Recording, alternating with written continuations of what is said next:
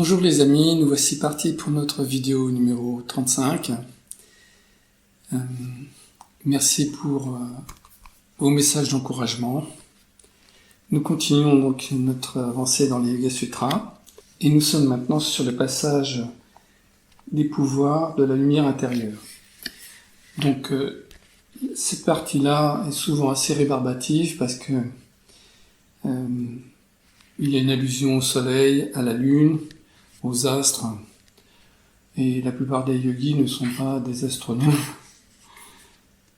Mais par contre, on peut, d'un point de vue historique, peut-être se souvenir que les yogis étaient dans la forêt et que eux, dans leur hutte, pouvaient regarder le ciel, et cet aspect astrologique pouvait peut-être avoir un sens. Commençons par le 3.26.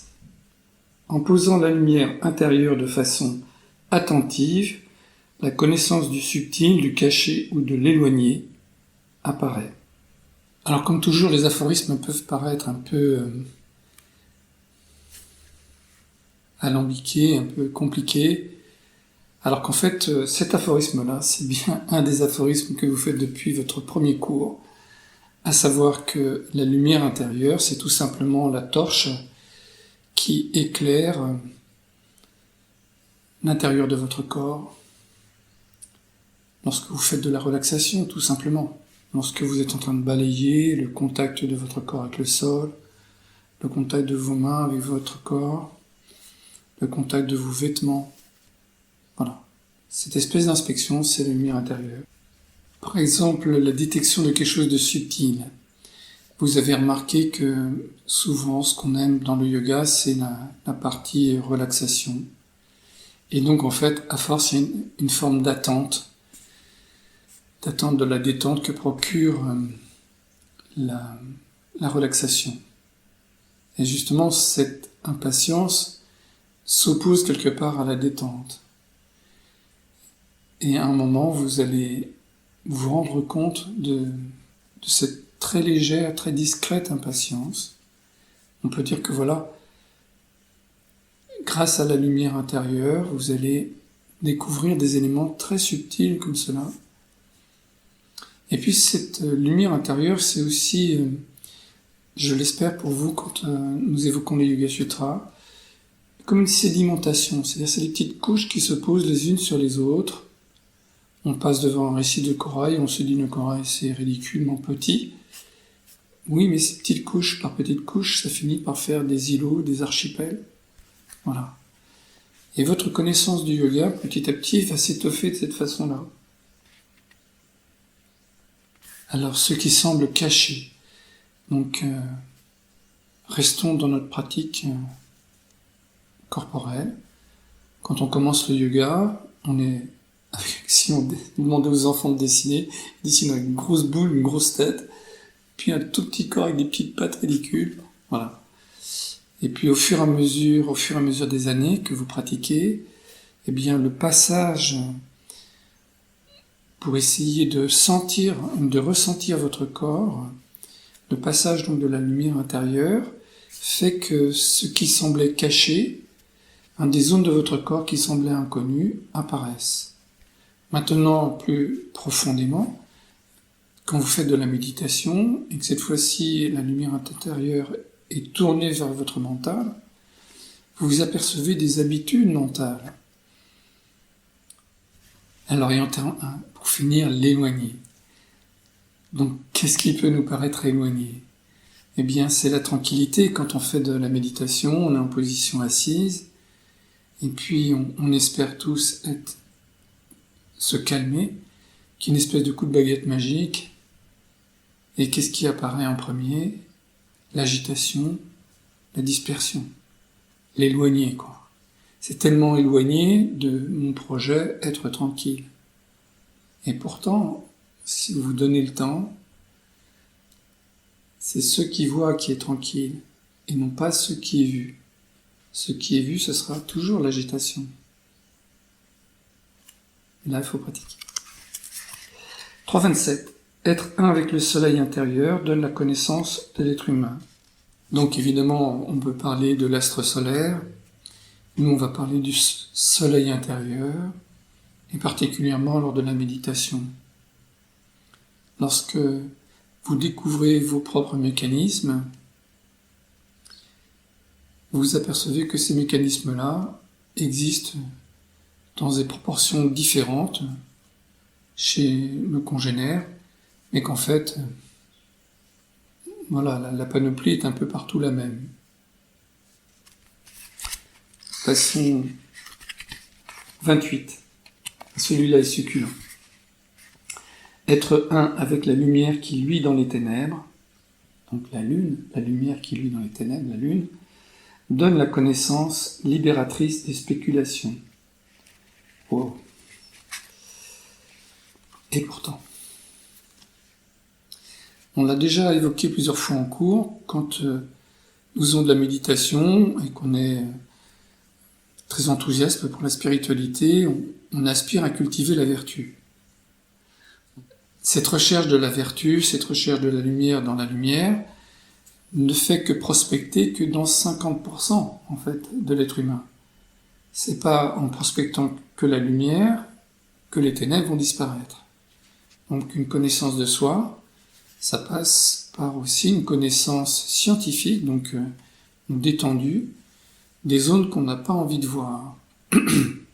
La lumière, lui, dans les ténèbres. C'est-à-dire que je vais m'asseoir en train de faire de la méditation, et c'est pas du tout la peine d'avoir une prédétermination, parce que chaque jour, en fait, votre couleur intérieure est différente. Des fois vous êtes de bonne humeur, des fois moins. Et donc à chaque fois, c'est un éclairage différent et très intéressant de la topologie de votre esprit. À force d'observer les différents rouages, on va s'apercevoir en fait des astuces de l'ego, tous nos calculs, tous les pièges qu'on veut tendre, toutes les dissimulations. Et à force de les voir, eh bien, on va peut-être obtenir une certaine distance par rapport à ces spéculations. Le 3.29. Quand même, ce chapitre, il est franchement intéressant. Il est un peu compliqué, un peu ardu, dirons-nous, mais bon, pour des élèves qui ont un peu d'expérience, c'est tout à fait abordable. 3.29. Être un avec ce qui est permanent donne la connaissance de ce qui est en mouvement.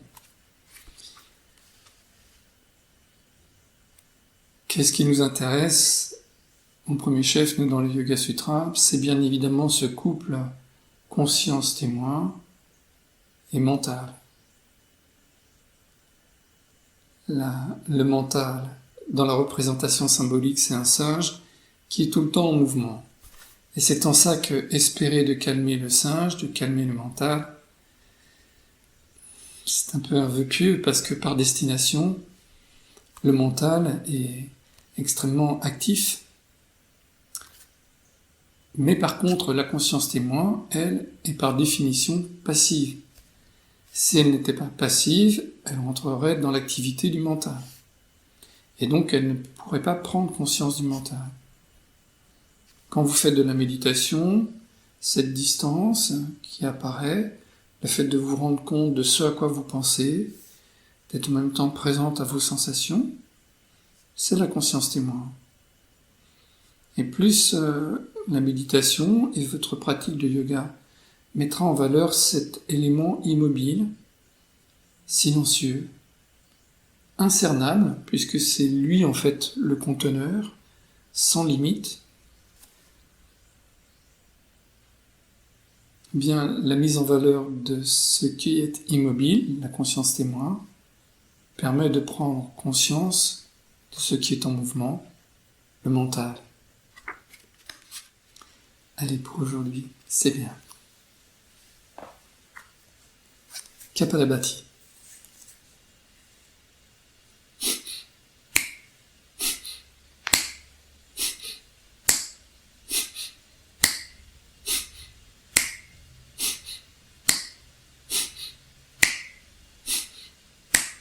Expire, inspire, rien.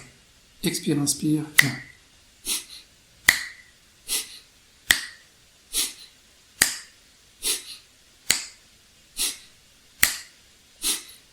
Pensez à dribbler.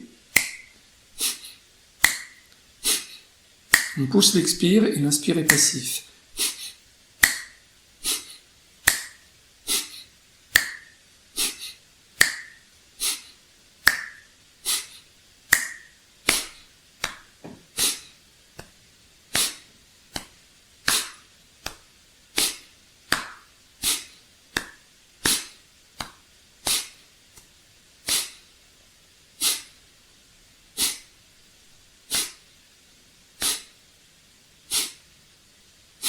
On double.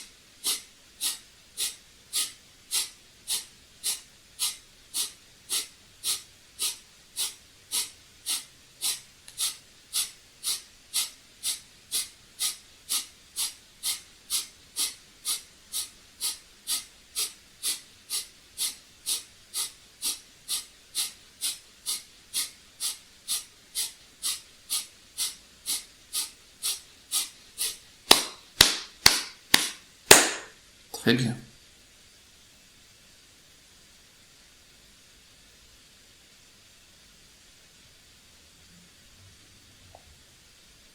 Contact des lèvres, mâchoire détendue, les épaules relâchées, on resserre un petit peu les omoplates pour avoir une colonne bien alignée, bien droite. On recule la tête parce que on a tendance à avoir le menton un peu en avant, là.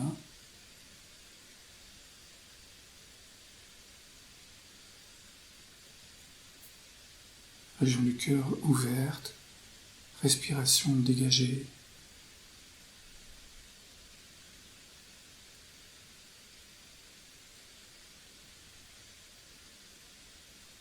Un léger sourire.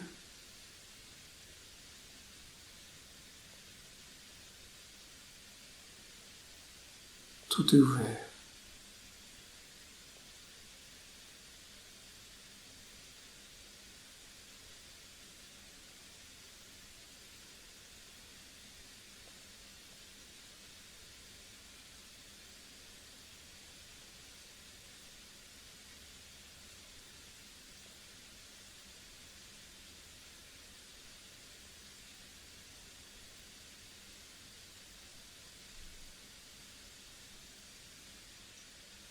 Observez tranquillement. Est-ce que j'attends quelque chose ?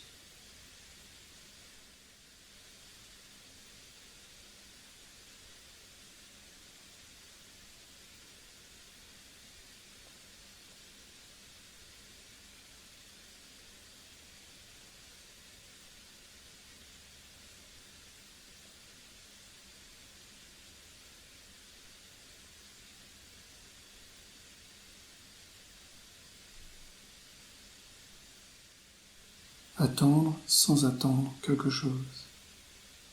Autrement dit, on est en mode pause,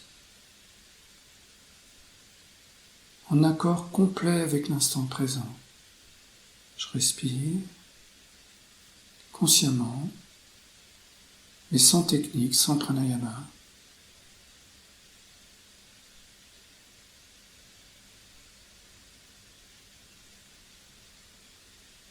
Vous sentez l'air comme lorsque vous sentez l'eau un jour de soif.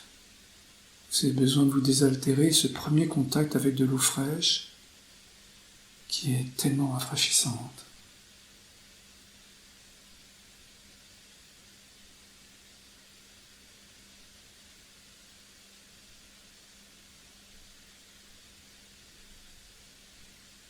Vous vous laissez complètement faire. Le seul maintien, c'est la colonne, l'appui du bassin, avec des cuisses détendues, des épaules relâchées avec des coudes lourds, la tête un peu tirée en arrière, un visage serein, le regard au loin.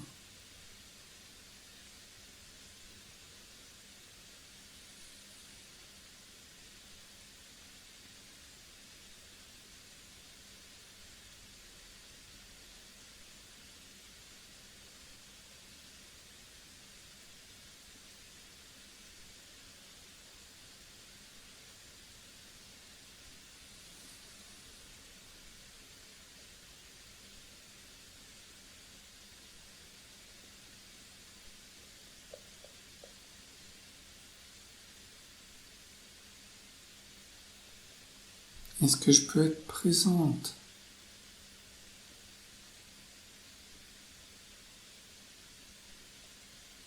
Sans l'appât du gain.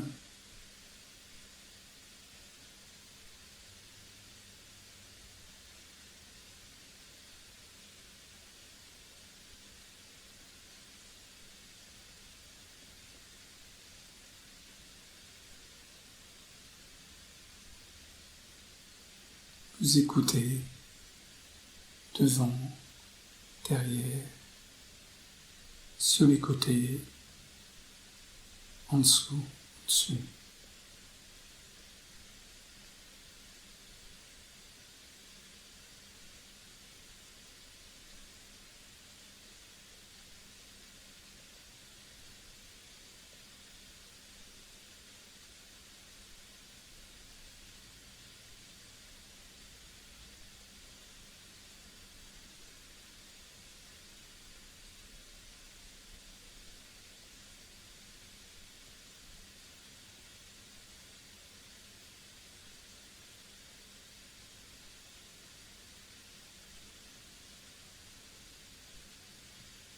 Voilà, très bien.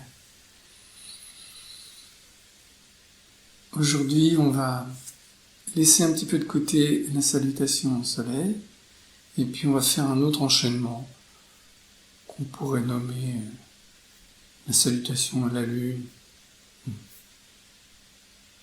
Bien, au préalable, si vous avez du mal à attraper votre pied comme ça, vous pouvez prendre une sangle et puis attacher la sangle à votre cheville pour pouvoir avoir une petite rallonge.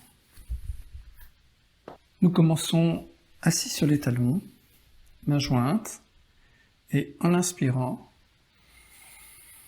on déplie les genoux, expire, on tend les bras, inspire, deux bras en croix, expire, on met le pied droit en avant.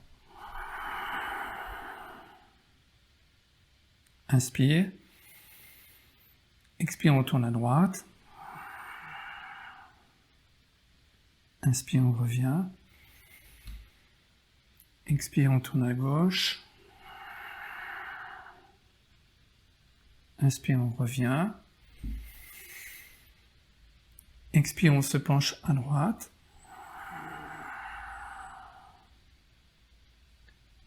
inspire, on revient, expire, on se penche à gauche, on attrape le pied gauche,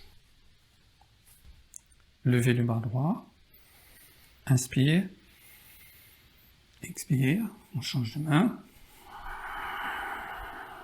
inspire, levez le bras gauche, expire, on revient, quatre pattes, inspire dos creux, expire dos rond,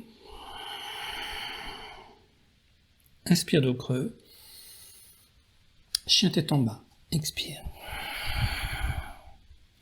Inspire, lève la jambe droite. Expire.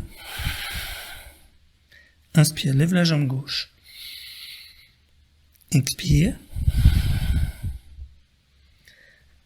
On revient à quatre pattes. Inspire. Expire en arrière. On se met assis sur les talons. Inspire. Expire, bras tendus. Inspire, bras écartés. Pied gauche, cette fois-ci en avant. Expire, tourne à gauche. Inspire au centre. À droite. Gardez bien la main arrière. Inspire. Expire, on s'incline à gauche. Inspire. Expire, on s'incline à droite. Inspire. On attrape le pied droit. Levez les bras. On change de main. Inspire. Autre côté. On revient. Inspire. Quatre pattes. Expire dos rond. Inspire dos creux. Chien tête en bas. Jambe droite levée. Expire. Jambe gauche, inspire. Expire. Inspire. En arrière. On revient. Namasté.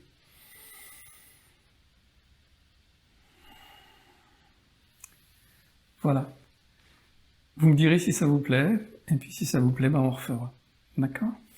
On va se mettre en position debout. On aura besoin de quelques supports, parce que j'ai envie de vous faire Hanumanasana, la posture du singe, du roi des singes, Hanuman. Voilà. Donc des tapis, des briques, peut-être une sangle, probablement pas la chaise, sauf à la fin de la séance. On se met en position debout. On va être pieds joints. Et puis, on va avoir deux positions. Une première, où on sera sur la pointe des doigts.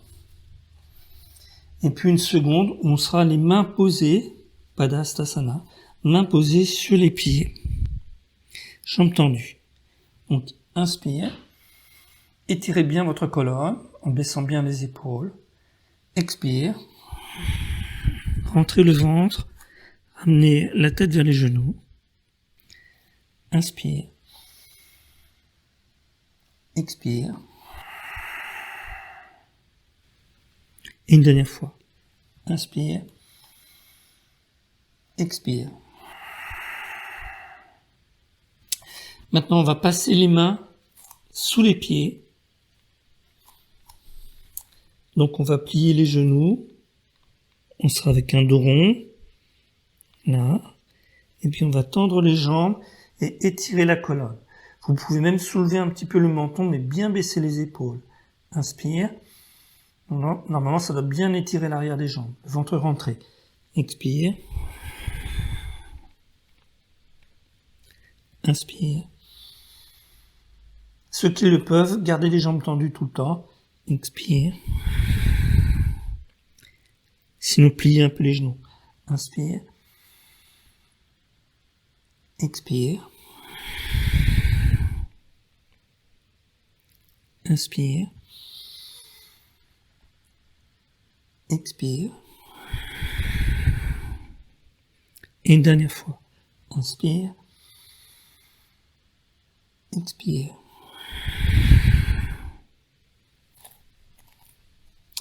On reste dans la posture Uttanasana. Attrapez cette fois-ci l'arrière des chevilles. Essayez de mettre les avant-bras derrière les mollets. Pliez les genoux. Inspire. Expirez. Gardez la pince et ramenez la tête vers les tibias. Inspire. Ressortez joint. Expire. Jambe tendue. Inspire. Jambe fléchie. Expire.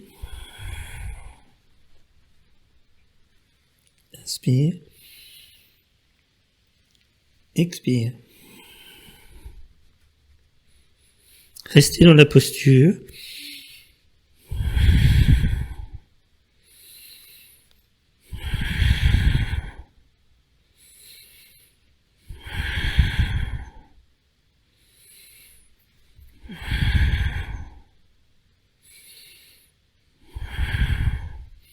On plie les genoux, mains attachées derrière le dos et on remonte.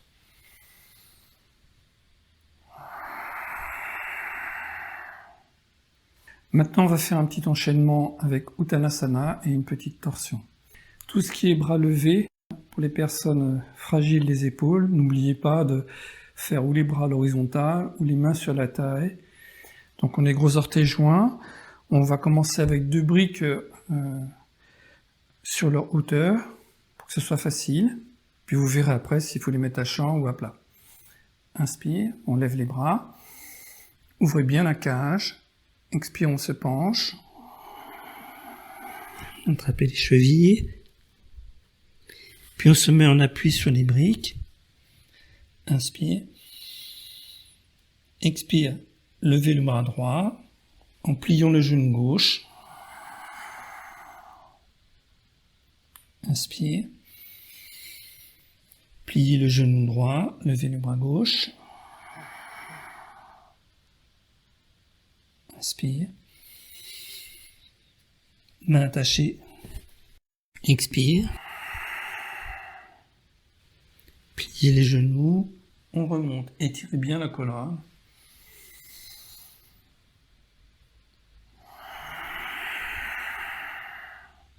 Encore une fois. Inspire. Expire. Si c'est trop facile, on met les briques à champ.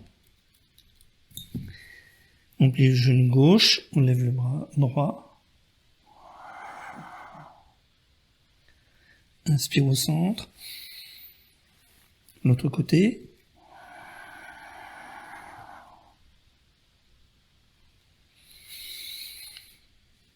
Expire. Pliez les genoux. On remonte.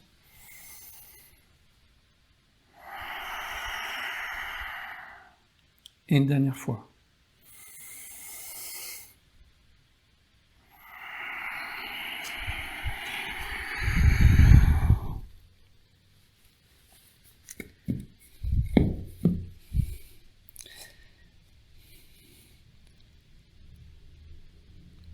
Inspire, pardon. Plie le genou gauche. Expire, lève le bras droit. Inspire. Plie le genou droit. Lève le bras gauche.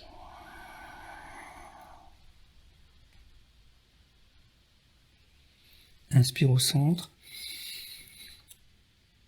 Expire. Plie les genoux. Étire la colonne en baissant les épaules. Inspire.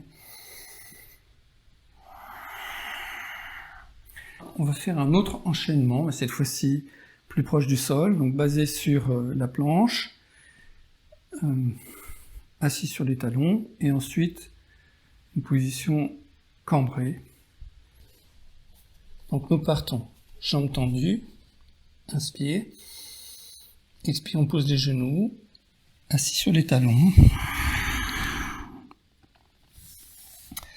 inspire, chien tête en haut, expire, on pose les genoux, inspire, jambes tendues, baissez bien les épaules, expire, Vers l'arrière. inspire, chien tête en haut, Expire vers l'arrière. Inspire. Jambe tendue. Expire. Inspire. Expire. Une dernière fois. Inspire. Expire vers l'arrière. Chien tête en haut. Vers l'arrière. Et on revient.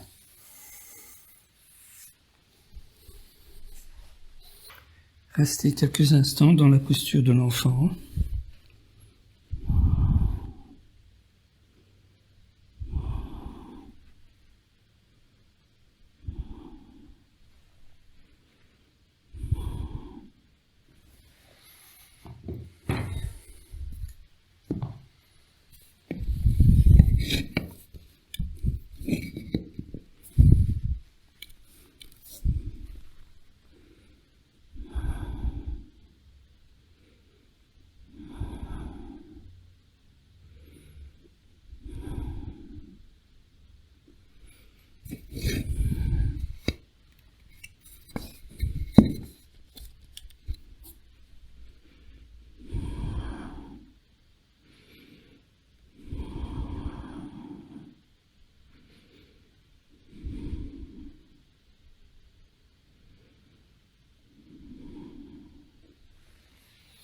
Voilà, très bien.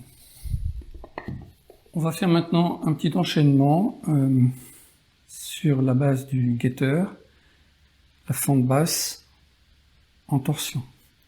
Donc on commence pied droit en avant, et puis on va poser les deux mains de part et d'autre du pied, en tendant la jambe arrière. Donc il ne faut pas soulever le bassin, voilà. Laissez bien descendre le bassin, que la hanche arrière s'ouvre. Posez le genou, inspire. On tourne côté ouvert, facile, expire. On revient, rapprochez les omoplates, inspire. Côté fermé, expire. Inspire au centre. Encore une fois. Tendez la jambe arrière. On pose, inspire. Tourne ouvert. Inspire. Tourne côté fermé. Inspire. Et une dernière fois. Expire. Inspire. Tourne, ouvert. Inspire. Fermé.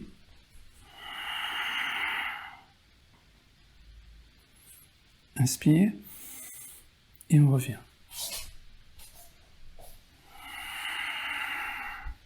Faites une petite pause.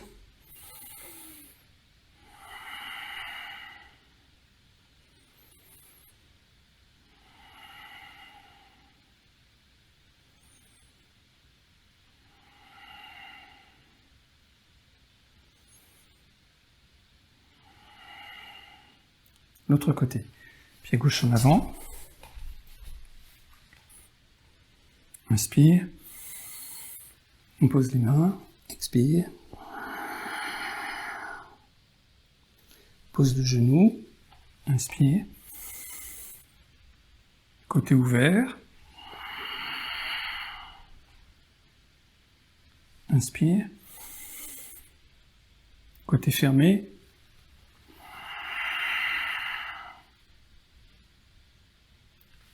Inspire. Jambe arrière tendue.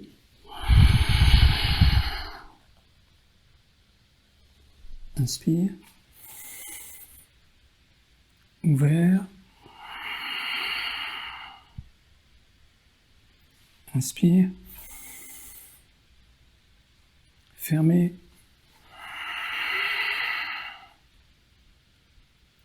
Inspire. Une dernière fois. Jambes tendues. Bien relâcher le bassin. Au centre. Inspire. Ouvert. Inspire. Fermé. Inspire. Et on revient.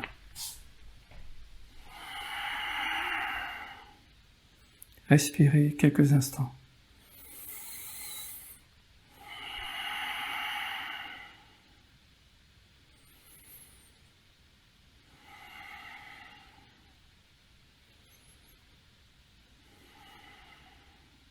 On va reprendre notre étude du début de séance, à savoir Padahastasana, Pada ses pieds, Hasta ses mains, donc les mains attachées aux pieds ou en direction des pieds. Et cette fois-ci, on va le faire asymétrique, donc avec une jambe levée. Donc dans l'espace, ça donne un coup de pied à la lune, comme ça. Mais en fait, l'élévation de la jambe, déjà n'est pas simple, ça demande de l'extension de hanche. Donc on va s'appuyer contre un mur pour essayer de faire monter le pied. Puis on verra ce qui va se passer. Allez, on est parti. Donc mettez-vous à un bon mètre du mur. Laissez tomber le buste le plus possible en direction de la jambe gauche, de la jambe vers le bas. Et puis on essaie de monter le pied supérieur.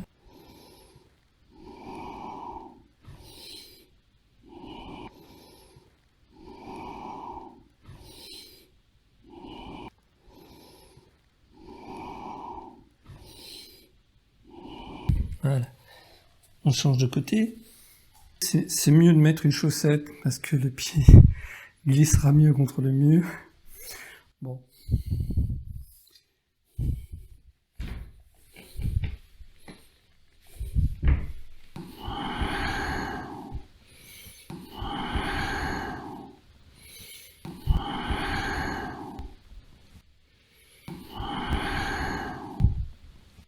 Voilà, très bien.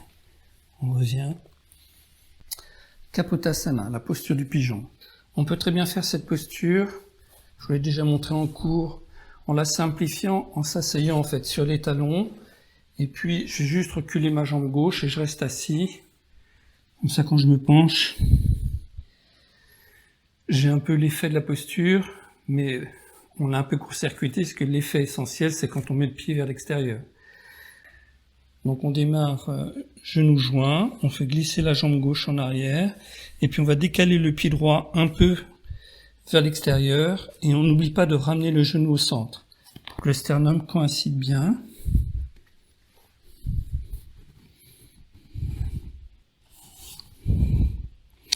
Donc si vous avez tendance à beaucoup tomber sur le côté, on peut caler avec le coussin. Si vous êtes très souple, ça tire pas beaucoup.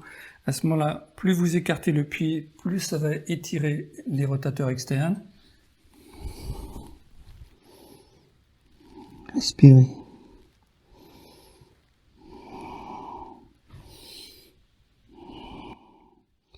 La jambe arrière, le genou est bien face au sol. Le coup de pied est bien face au sol. Attention au dévers, c'est le défaut fréquent. La ligne des hanches est parallèle au sol. Les épaules sont parallèles au sol. Voilà. Puis ensuite, on se met, si on le peut, debout sur les bras, sur les mains. Extension, inspire, expire, inspire, expire. Une dernière fois. Inspire, expire. On prend les mêmes et on recommence. Donc on recule cette fois-ci la jambe droite, on met le pied gauche vers l'extérieur, vous mettez la petite cale. Voilà, attention à pas trop mettre le pied, ce qui fait qu'on va avoir la hanche qui se lève et le bassin qui va être de travers. Il faut régler ce pied raisonnablement. Voilà, de manière à faire bien coïncider le sternum avec le milieu du genou.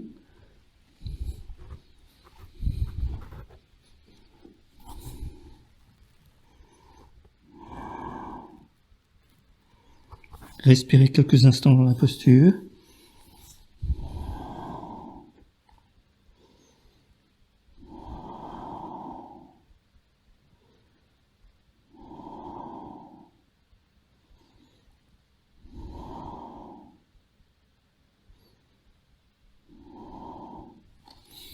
On appuie sur les mains. Inspire. Expire. Inspire. Expire. Le genou, le coup de pied arrière face au sol. Inspire. Et une dernière fois. Expire. Inspire.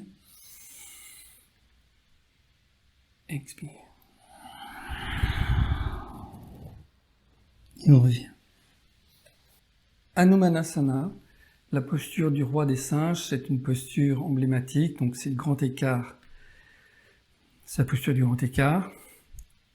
C'est une posture très exigeante, mais c'est une posture très complète. Donc, comme toujours, on va mettre des supports pour se protéger.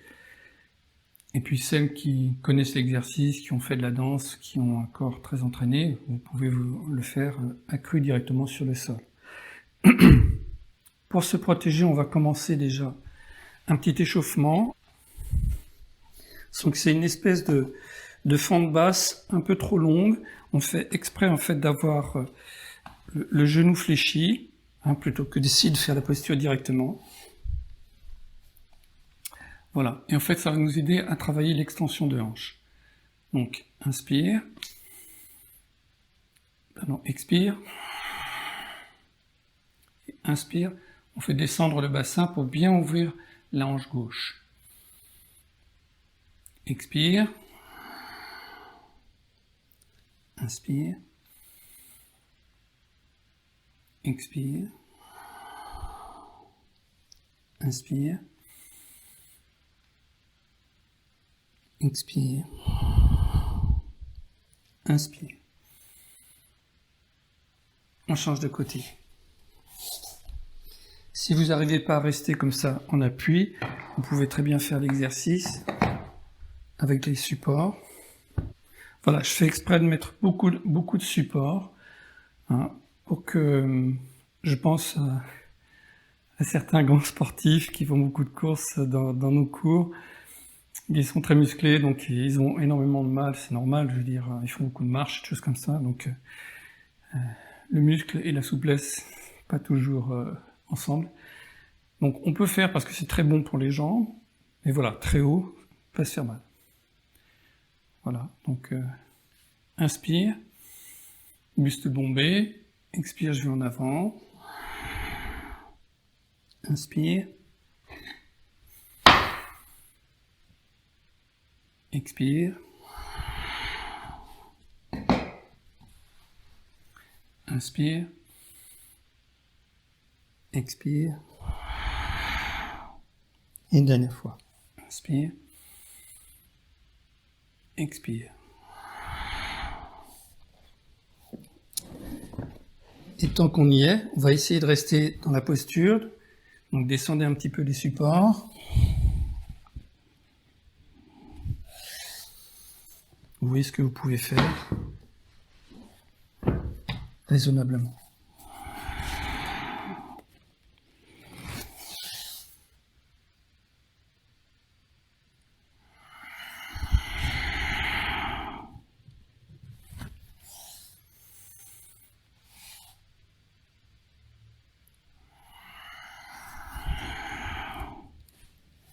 On change de côté. On remet les supports.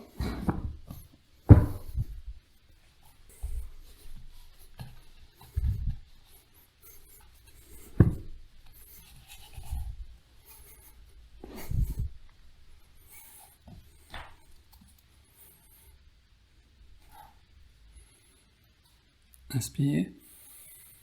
Expire. Inspire. Ne forcez pas. Expire. On enlève un support. Inspire. Expire. Inspire. Expire. Inspire. Expire. Très bien. On va faire quelques variantes en torsion dans la posture Balasana, la posture de l'enfant. On va partir à quatre pattes. On va glisser le bras droit en essayant d'emmener l'épaule dans la ligne du genou gauche. Et on reste en appui. Donc les deux genoux un peu écartés quand même. Alors on reste en appui avec la main. Donc ça fait que l'avant-bras est perpendiculaire au sol. Voilà, c'est une manière d'aborder la posture. Maintenant une petite variante, on passe la main dans le dos. Inspire. Expire. Inspire. Expire. Très bien. Maintenant, on met le bras en avant. Et on met l'autre bras en parallèle.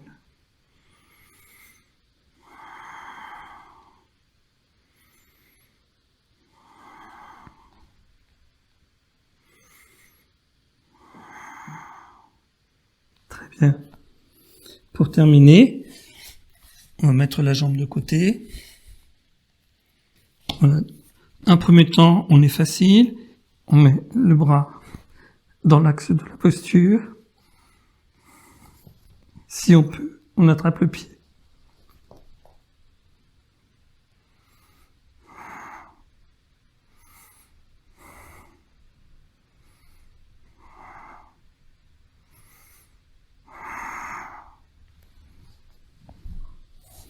On revient. De l'autre côté.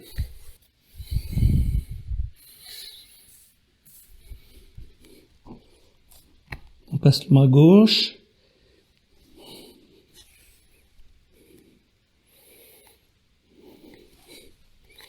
On passe le bras droit. Inspire, expire.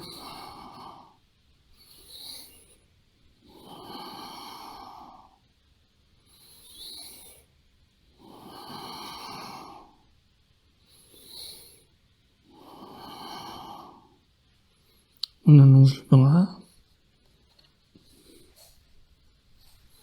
On rabat l'autre bras. Inspire.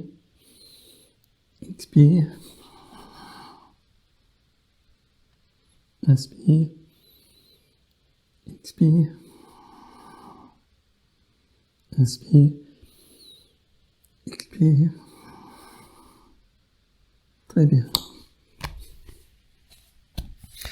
On met la jambe sur le côté.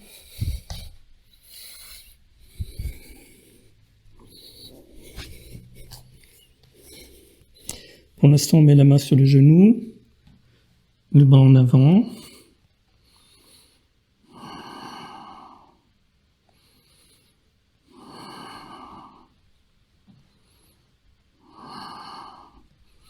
Et puis si on peut, on attrape le gros orteil.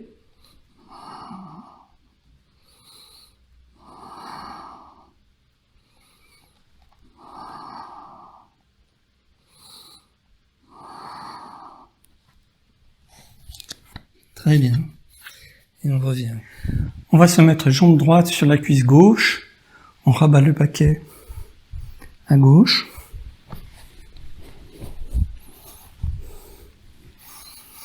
La main gauche sur le genou droit. On commence. Donc on est le cadran d'une horloge. On est au centre de l'horloge. Midi, la demi, et quart, moins le quart. On commence la demi, j'essaie de regarder ma main.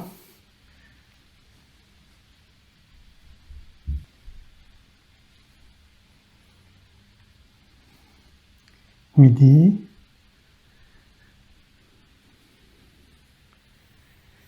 écart,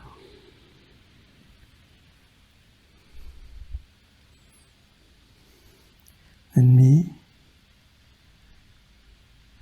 un quart, midi, écart. On inverse le sens.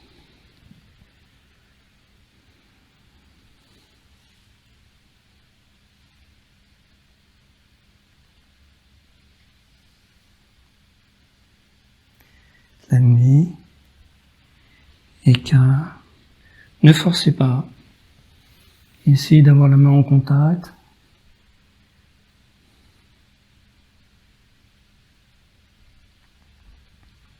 Un quart. La nuit. On inverse. Un quart.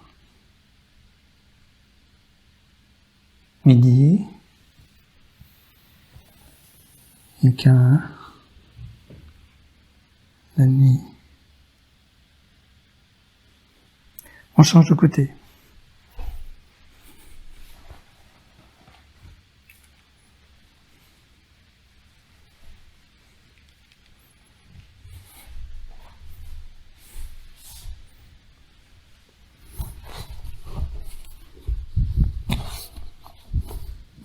La main droite sur le genou gauche. On démarre la nuit. On part vers l'avant, moins le quart. Midi. Écart. La nuit. Moins le quart. Midi. Écart. La nuit. Moins le quart. L'autre sens. La nuit. Écart. Midi. Moins le quart. La nuit. Écart. Midi. Moins le quart. On revient. La table à deux pieds en deux kramas. Inspire, on envoie les bras. Expire, baissez la cage. Baissez le nombril. Attention aux épaules, sinon bras en croix, ceux qui ont mal aux épaules. Inspire, on soulève. Expire, on déroule. On inspire dans cet étirement avec des lombaires bien à plat au sol et une nuque la plus à plat au sol. Expire, on ramène les bras. Inspire, bras en arrière. Expire. Inspire, soulève. Expire. Inspire, soulève la cage.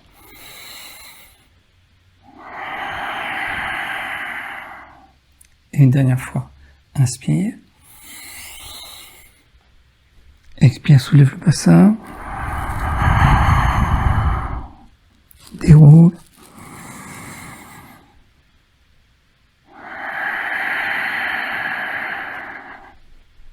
Inspire.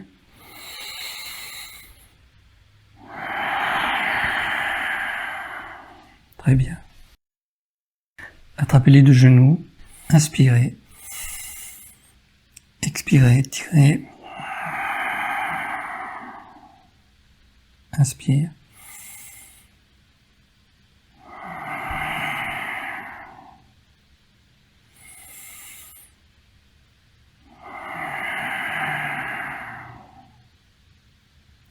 Inspire. Expire sur place. Maintenant, descend les genoux en rétention vide. 1, 2, 3, 4, 5. Inspire. Expire sans bouger. Maintenant, 1, 2, 3, 4, 5. Inspire. Une dernière fois, expire. 1, 2, 3, 4, 5. Très bien, on revient.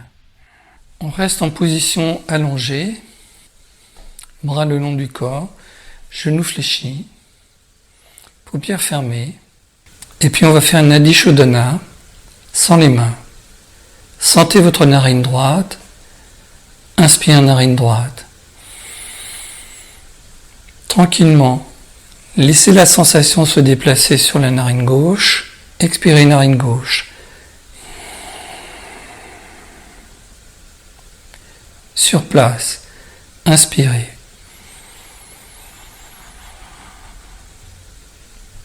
Changez de narine. Expire.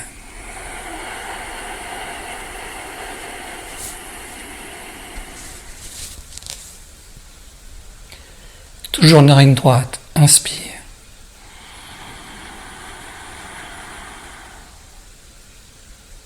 Changez de narine. Expire.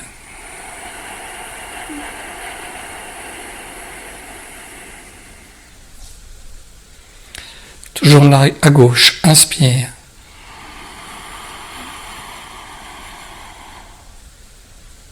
Changez. Expire narine droite. Et on met une cadence. 4, 2, 6, 2. Inspire.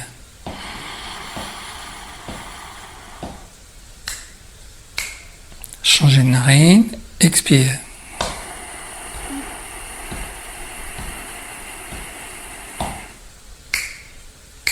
Inspire toujours à gauche.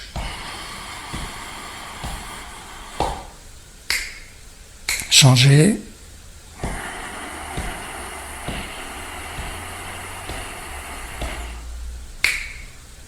Inspire à droite. À gauche.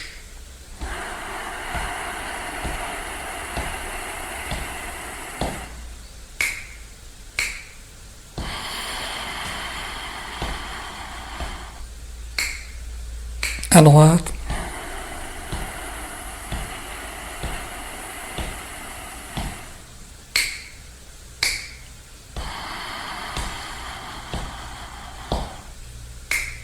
À gauche. Expire.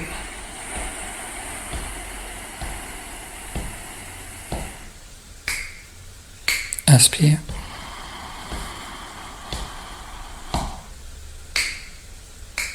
À droite.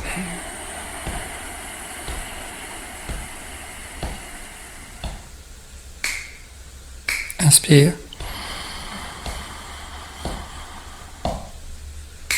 À gauche. Expire.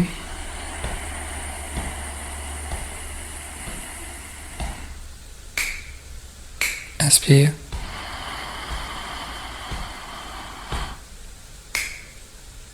À droite.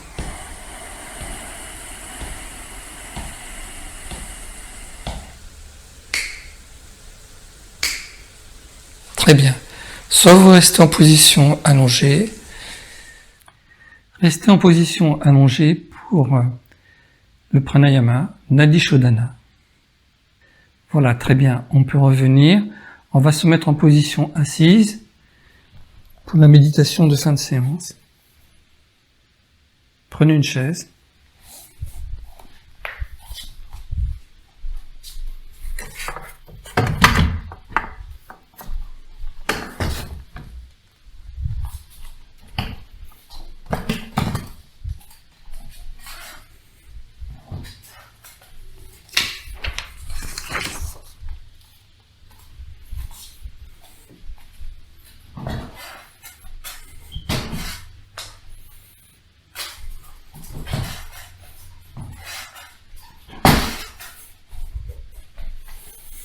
Deux pieds écartés. On est assis tout au bord de la chaise, le regard au loin.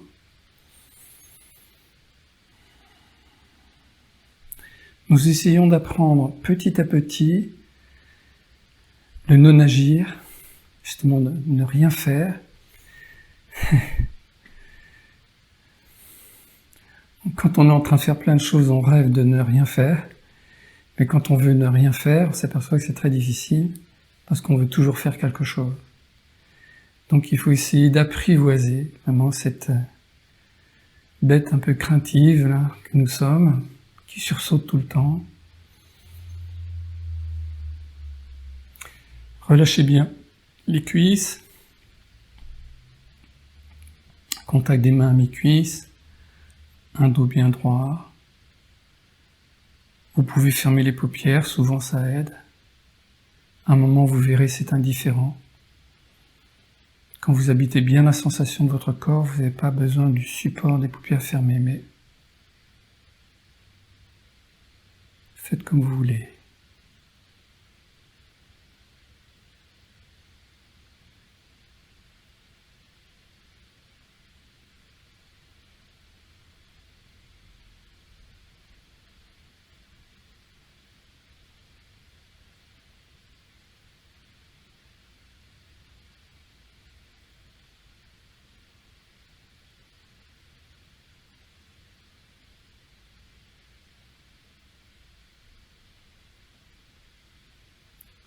De façon presque animale, sentez la pulpe de vos doigts sur les cuisses.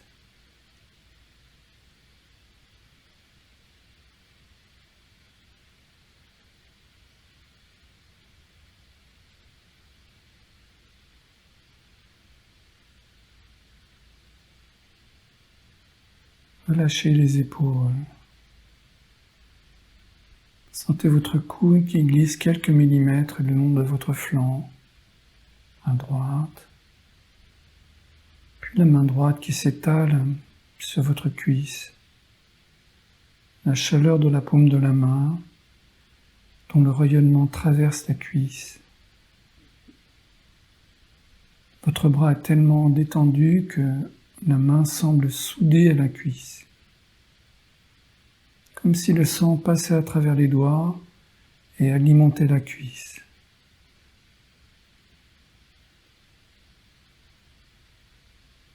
Puis vous sentez votre paume de main gauche, la pulpe, les doigts naturellement écartés. Laissez l'épaule se détendre, le coude descend sans que vous le tiriez vers le sol. C'est juste du relâchement.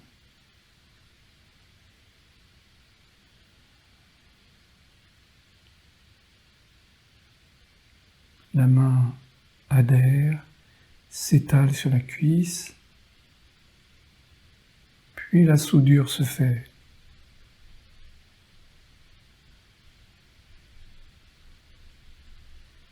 Contact du pied droit. Toute la plante de pied, le talon, le bord extérieur, le gros orteil. Puis on lâche le genou droit vers la droite,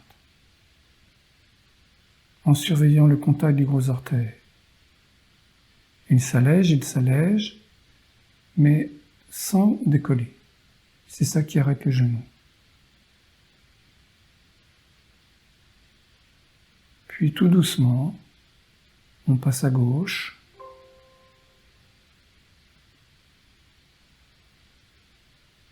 On passe à gauche. L'empreinte du pied gauche.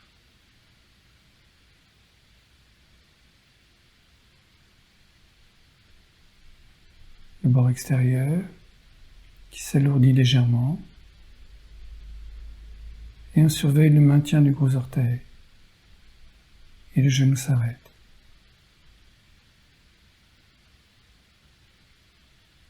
L'appui de l'ischio gauche, la partie basse du bassin. De l'ischio droit. Les deux ischions. La colonne comme un mât au milieu qui se dresse. Respirez tranquillement.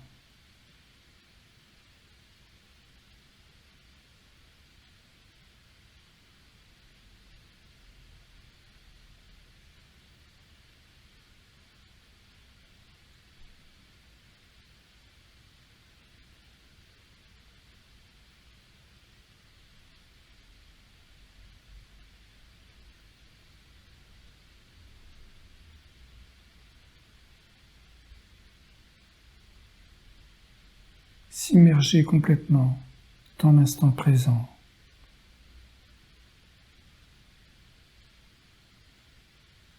Le temps se fige, c'est tout le temps maintenant. C'est un espace ouvert. Toutes vos préoccupations sont au vestiaire, sans effort. Votre corps est aussi détendu que s'il était endormi.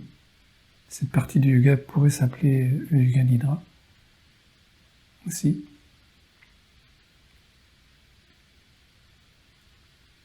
Et en même temps, votre esprit, votre mental est alerte, très vif, sans être agité. Alerte parce que allégé du fardeau, du bavardage incessant. Chaque respiration est agréable.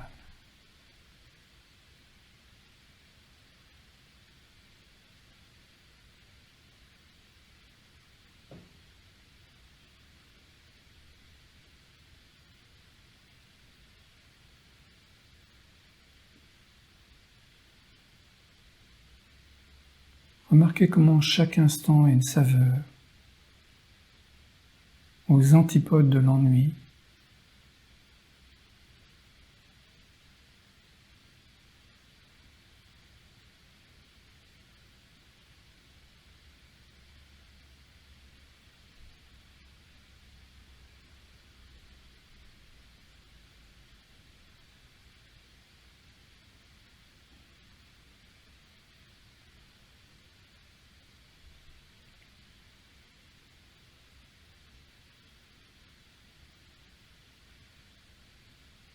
Bien les amis, très bien. Bonne semaine.